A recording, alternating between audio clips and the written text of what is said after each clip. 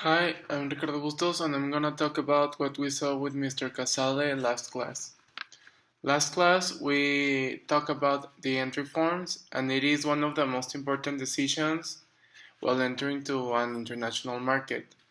There are two major decisions or basic decisions in which you base whether to enter or not. It is which foreign market do you want to enter, which one, when, and on which scale, and which entry form will you select in order to do that.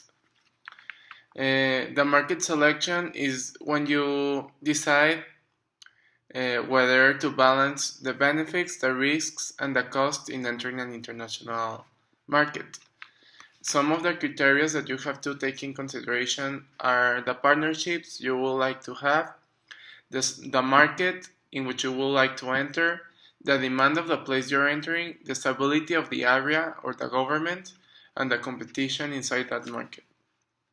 To start with when, on entry forms, it is the entry time. It is when to enter to a market.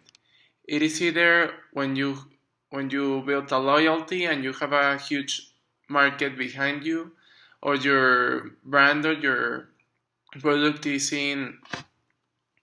is well positioned and people will buy it, or you can generate scales and volumes.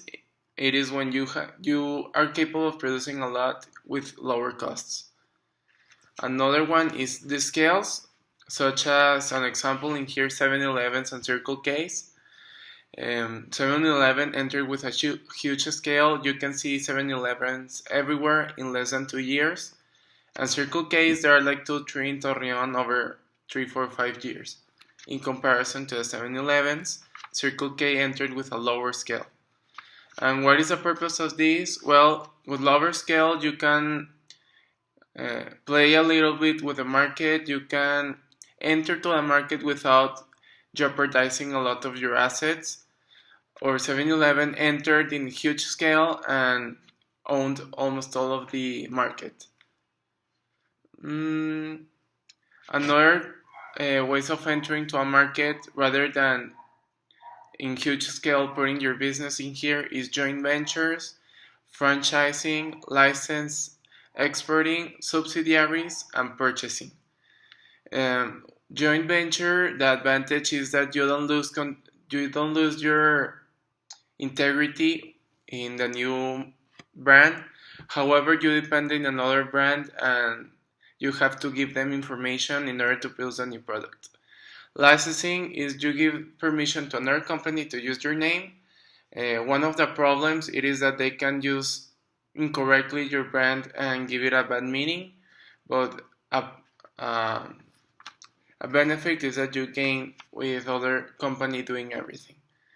Franchising is that you give the permission of others to establish your business around everywhere. The inconvenience of that it is that they can do bad businesses with your name and they can damage the image of your company. At last, we saw strategic alliances, that it is agreement among companies to participate in commercial activities. The advantage is that they facilitate the entry to the market. You can share technology, but the inconvenience of that it is that you lost control, so that you depend on others in order to enter to the market, and you have to share information.